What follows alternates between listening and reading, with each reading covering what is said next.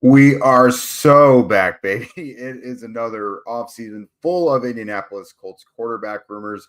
Once again, of course it is. And things are starting to heat up a little bit. Let's get to it.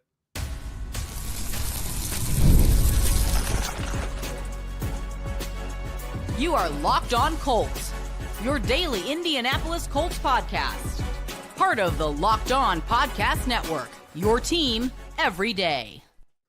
All right. Thanks for tuning in and making us your first listen of the day. This is your daily podcast covering your Indianapolis Colts, part of the Locked On Podcast Network, your team every day. What is up, everybody? This is Jake Arthur of horseshoehuddle.com. And today we've got to get into it. It's a lot of quarterback rumors swirling around the Colts. Basically starting last week with the NFL Combine, Chris Ballard reiterated that Anthony Richardson is not going to be handed the starting job. It's going to be an open competition. Today, we're going to explore just what does that mean? How open is it really going to be? I'll let you know, what are maybe some of the most realistic options, what I would probably do. But specifically, we're going to dive in first with Sam Darnold and what surrounds that, and Daniel Jones, who is probably the leader in the clubhouse at the moment.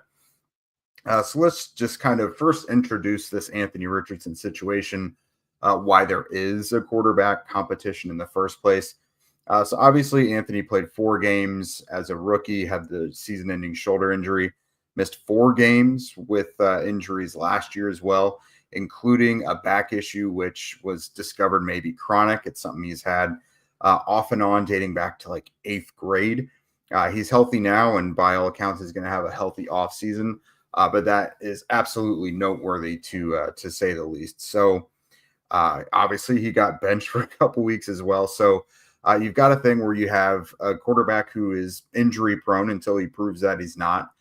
And that at one point, was kind of not holding up his end of the bargain and was struggling on and off the field in terms of being a quarterback and had to get sat down for a couple weeks. So obviously you got to keep him accountable.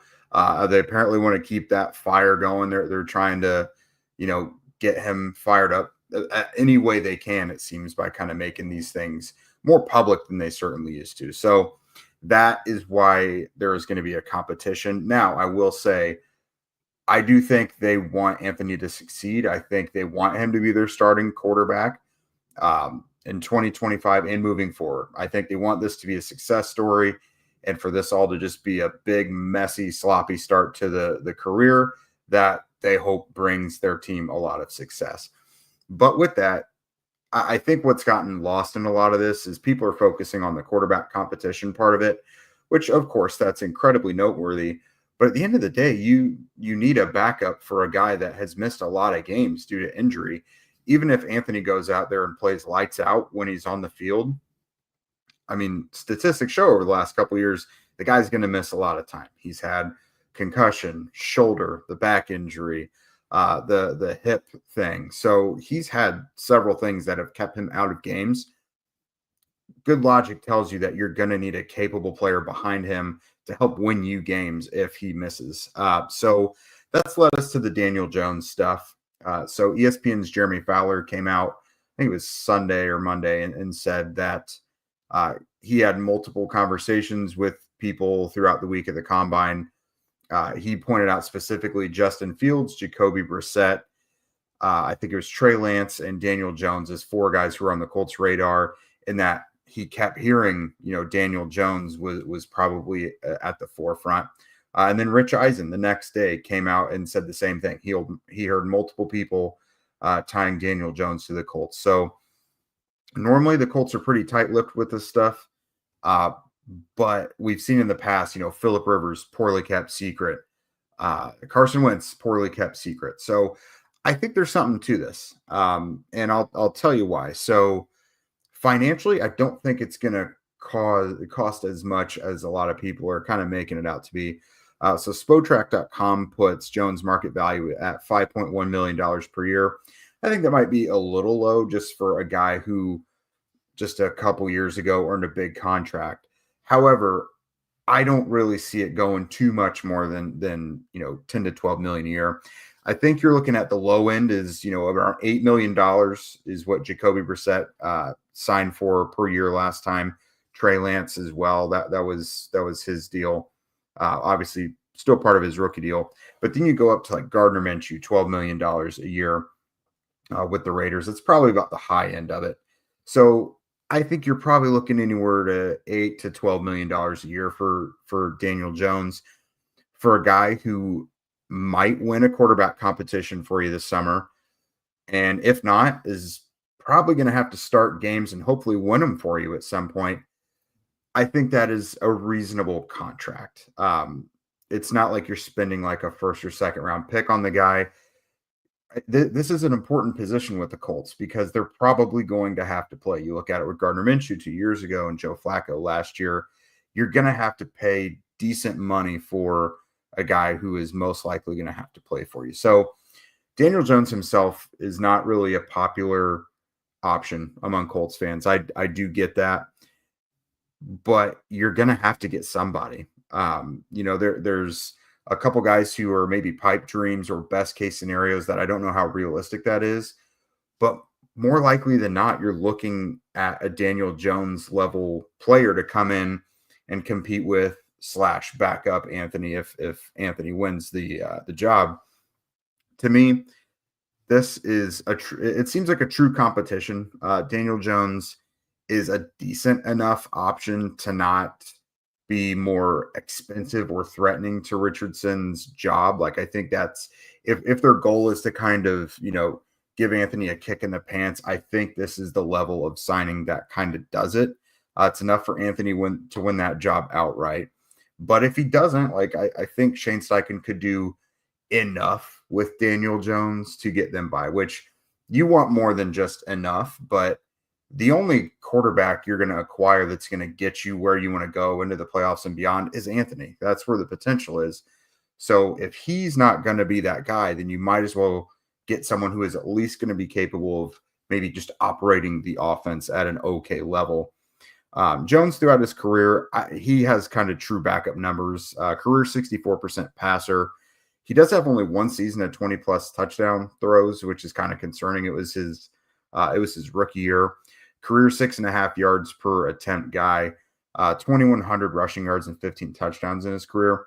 Very much is just a guy that's going to give what the defense, or is going to take what the defense gives you. Doesn't push the ball down the field a whole lot.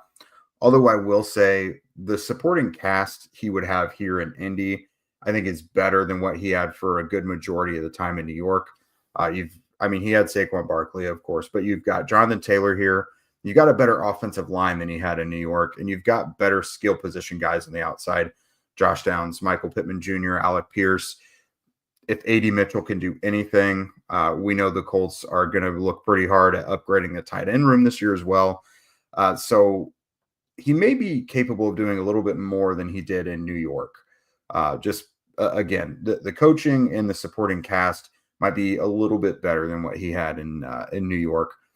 And again, you look at the reclamation project part of this whole thing. Jones is 28. He's going to be 28 in May. I don't think you make a move like this or really any other backup to be a long-term option. I think it's very much a get this guy,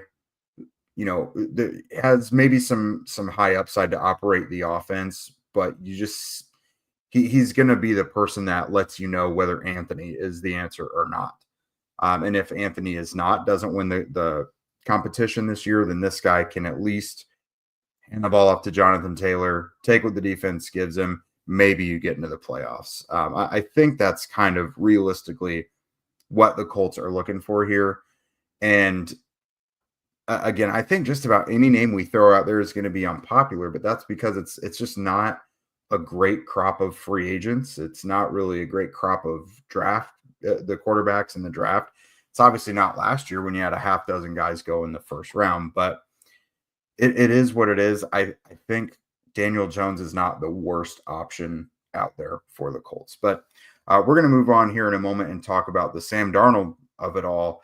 Does that one make any sense whatsoever? We are going to take a look at that in just a moment. All right, guys, if you're a pet owner, you have probably heard of Chewy. They really do have everything that you need to keep your pet happy and healthy. Whether you're shopping for food, treats, or even pet healthcare, Chewy makes it fast, easy, and affordable. With over 100,000 products from all your favorite brands, Chewy has everything your pet needs, from food and treats to toys, beds, and grooming. And it's not just for dogs either, or cats. They've got supplies for birds, fish, reptiles, and small pets too. You got a weird pet, they might have something for you. Chewy also makes it easy to manage your pet's health with prescriptions, telehealth vet visits, and even in-person vet clinics rolling out nationwide. AutoShip is a game changer as well, so you can set up automatic deliveries for food, treats, or essentials so that you never run out. You can easily change or cancel anytime as well. Me personally, I have the most high-maintenance dog in the world. Vets have told us countless times, this dog's very lucky that she has you as owners, because she has had health problems on health problems. She's got anxiety. She's a whole mess. And, things like Chewy really, really make it easy to maintain all of her needs really day to day. If I need something in a pinch, I know that Chewy can get it right out to me. You know what? She's even got a little side treat in the box before too. So Chewy has that nice personal touch. Chewy has everything you need to keep your pet happy and healthy.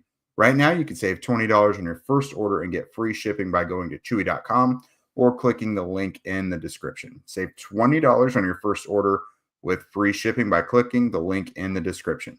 Minimum purchase required. New customers only. Terms and conditions apply. See site for complete details.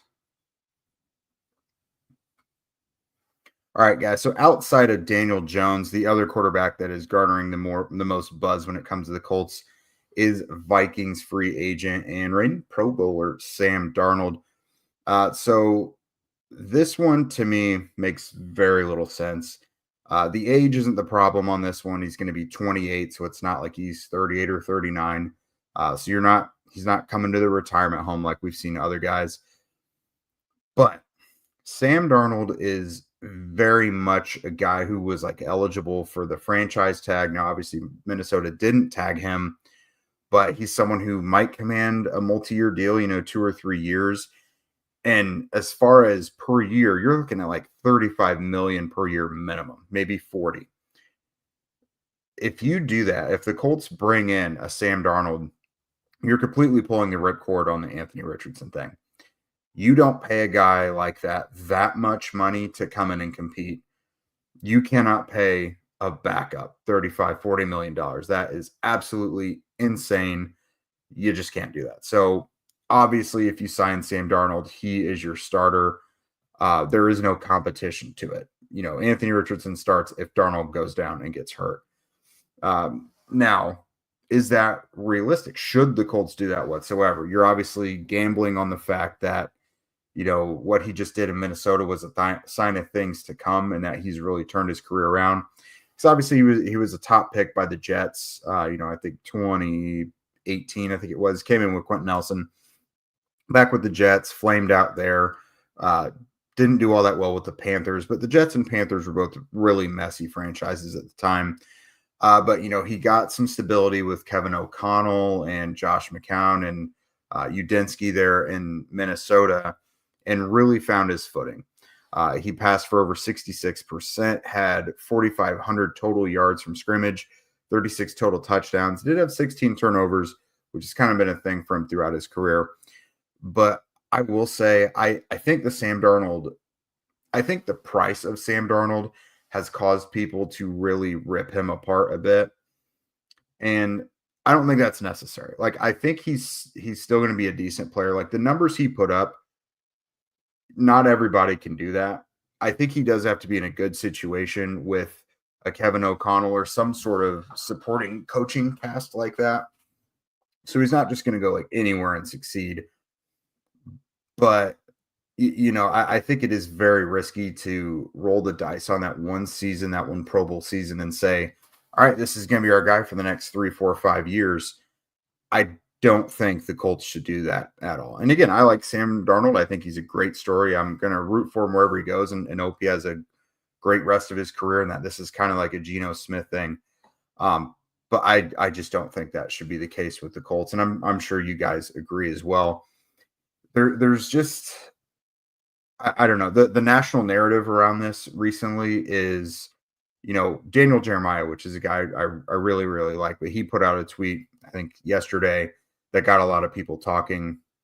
And it was, if Sam Darnold hits the open market, which it looks like he might, I know the Vikings are trying to find ways to bring him back, but that the Colts are a logical choice because they are a team that needs to win now. And I wrote a little piece on that, just throwing out some analysis on it and giving my opinion on it. And, people kind of took the win now thing running. I think they thought it to mean that the Colts are like built to win now. I don't think that's the case. I feel like Jeremiah was more intimating that like Chris Ballard and Shane Steichen need to win right now. Regardless of what that roster looks like, it doesn't matter. They need to start winning games now, and they need kind of a Hail Mary desperation move. That's how I read it, at least. And if that's the case, then sure, Sam Darnold makes sense. But then, again, what goes on with the Anthony Richardson thing? I don't think there's any scenario where this makes sense if the Colts do value Anthony Richardson whatsoever. Because if you sign Darnold, let's say Darnold agrees to just come here for a year. I don't know why he would do that. He's coming off the season of his lifetime and has an opportunity to parlay that into a huge deal for at least 2-3 years.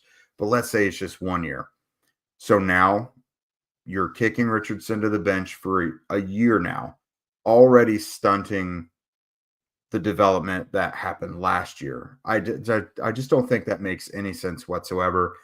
So for any number of reasons, you guys take your pick, whether it's the financial stuff, whether it's the Anthony stuff, whether it's you don't trust that Darnold is going to stay the player that he was last year with Minnesota. I don't think there's any reason to roll with that. It just really doesn't make a whole lot of sense whatsoever.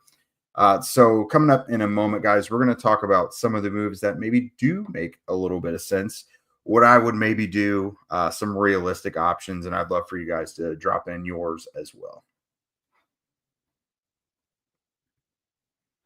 All right, so what is realistic for the Colts in this whole thing? I'm going to start with, some kind of popular names we hear now and then that I just either pretty unlikely or just I'm going to put them in the no category.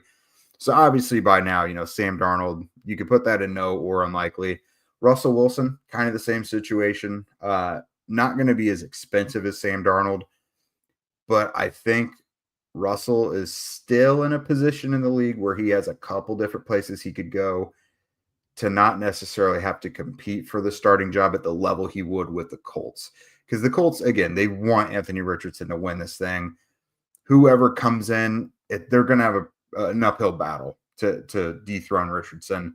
They could do it, but it's going to be kind of dependent on Richardson if they win or not. So Wilson, I think, would probably view the Colts situation still beneath his purview, and then a couple straight up no's, Zach Wilson and Carson Wentz. Carson Wentz ain't stepping foot in the Colts building again, guys. I could tell you that much. And then Zach Wilson, I do not imagine the Colts would like that situation whatsoever either. Again, that's someone they had to scout a good bit when he was coming into the draft. I don't see it happening. So let's talk about ideal situations. So you've got Justin Fields, I think, is top priority. That's a guy who could come in and compete with Anthony and is talented enough to win the competition. Stylistically, obviously, he is the most similar to Anthony out there. Great rushing quarterback. He has a season of over 1,000 rushing yards. Has been pretty durable. Is, probably at the same level of passing as Anthony. It's hard to really trust either of them as, like, you're probably not going to make either of them 40 pass attempt per game guys right now. But the most similar player to Anthony while having the capability to be a little better is Fields for certain. And Chris Ballard, was high on Fields during that draft class. Jameis Winston is going to be another polarizing one. With his past, I'm kind of out on him, but I'm just trying to view this through a Colts lens. They did have interest in him at one point back in 2022. I think he was kind of one of the fallback options if they weren't able to land Matt Ryan. So as a player on the field, I think Winston is capable. I mean, he's going to be very chaotic. He's willing to push the ball down the field. He's willing to make all the throws, but obviously that means a lot of turnovers as well. He might have a couple games where he's just kind of a no-show if the things around him aren't working well. But I think you always have a chance to have a productive passing game when Winston is out there. So Fields and Winston are probably your two maybe best options among realistic options. Although I think Fields, there are kind of conflicting reports coming out of Pittsburgh, but it sounds like the Steelers would really prefer to get Fields back in the building, and they'd probably be willing to pay more than the Colts would be. My next section is kind of guys you'll live with. If the Colts bring him in, not great, but you'll live with it. Because again, like I said at the top of the show, this is not a great offseason to have to go QB hunting, but the Colts have to do it. Anthony and Jason Bean are the only quarterbacks under contract for next year. Obviously, they have got to bring in one or two more bodies to compete because Joe Flacco and Sam Ehlinger are both free agents. Obviously, bringing Ehlinger back on a cheap deal to be like your QB3 would be okay just for the sake of him, really meshing well with Anthony Richardson, but you still need that bona fide QB2 who can either, again, beat Anthony in a competition or help win the Colts games if Anthony is out. So let's go over this list. Jacoby Brissett, obviously the longest tenure of his NFL career was with the Colts from 2017 to 2020. So he was here a while, pretty much spent out the majority of the duration of his rookie contract here. He's kind of along the same vein of a Gardner Minshew or even Daniel Jones, to be honest with you. They can move around the pocket a little bit. They're not burners. I mean, Daniel Jones is probably the most mobile of that bunch. None of them are going to be super eager to push the ball down the field, but they can do some things in short and intermediate to move the ball. Again, not great options, but it is what it is. If you're looking for another high upside one, there's always the Trey Lance of it all. Again, Lance was mentioned in Jeremy Fowler's piece about 4 guys that he thinks are on the Colts radar. Trey Lance, I think, is still just like 24 years old, super young still. He was kind of Anthony Richardson before Anthony. Super limited experience in college, had less than 20 starts there, has only had a handful of starts in the NFL, has had injury issues, but lots of talent. He's mobile. He's got great arm talent, but it's like, can he put it all together to be consistent? I think Lance is kind of a fallback to me unless the Colts are super confident that they can get him to scratch any of the surface of his potential when the Niners drafted him out of North Dakota State. I don't know how I feel about that one. I've talked myself into it a little more after I looked at kind of his grades and stats. He has gotten better each year a little bit when he's seen the field, but he's seen the field so little that it's hard to make a good judgment on that. There's just not enough of a sample size.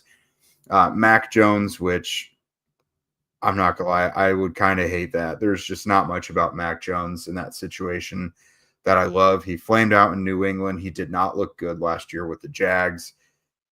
What's going to change here in Indy? I mean, he's of that caliber of guys we're looking at. I wouldn't love it. Taylor Heineke, kind of a chaotic little guy, but has that kind of magic playmaking to him throughout his career, especially when he was with the Commanders. He could be super unproductive for 55 minutes of a game, but do some crazy stuff in the last 5 minutes that helps you win. He's obviously undefeated against the Colts. He's beat them with the Falcons. He's beat them with the Commanders. Marcus Mariota, not a great one. That's a guy who's been kind of hurt at a lot of points throughout his career, but he's been a good mentor throughout his career. Obviously was big for Jaden Daniels last year with the Commanders. Obviously has some mobility, has some accuracy, but kind of limited as a passer, kind of very much locked in to certain areas of the field. Drew Lock, if you're getting the Drew Lock that killed the Colts late in the season, that's great. But you look at like Drew Lock and Jarrett Stidham are just a couple of kind of journeyman guys who they're just veterans who aren't real threats to beat Anthony, but they've played on the field before. And if you have to get them into a game, they at least kind of know what they're doing. And then this last section is players from the draft who I like enough as players and think the Colts, either I know the Colts like them or think that they would like them. Jackson Dart, I don't really know what to make of his draft stock. I think we've all kind of heard at any point in this whole thing, he could have been taken in the 4th or the 3rd. Now we're looking at people talking about him going in the top 10, which I don't really buy. This feels a lot more like a Will Levis thing to me. Like everyone seemed convinced that Will Levis was going to the Colts at number 4 a couple years ago, and then boom, there he is at the top of the 2nd. Dart's proper range really to me is day 2, round 2, round 3. That's something that drives like Zach, for example, nuts. Like Zach loves Jackson Dart if you're going 4th or 5th round, but because people are driving up the value and saying he's top 10, first round and everything, it kind of makes you scrutinize him a little more. I like Dart more than Zach does, but if the Colts took Dart in the 2nd round, if he was there, I wouldn't love it because I think you need a premium pick like that on anywhere else on the holes on your roster, but I would understand where they're going with that. But at the same time, that's kind of another thing where you're pulling the plug on the Anthony Richardson thing because you don't draft a quarterback in the 2nd round not to eventually play. Jalen Milroe, he's another guy who I think that the NFL sees very highly. They love the upside and they love the work ethic. Again, Milroe is kind of just as chaotic as Anthony was coming out, but he's got more experience. He is older, obviously. But he's got the arm talent, he's got the mobility. But I really like his mentality and his work ethic above all else. Like he's obsessed with working on his craft and getting better.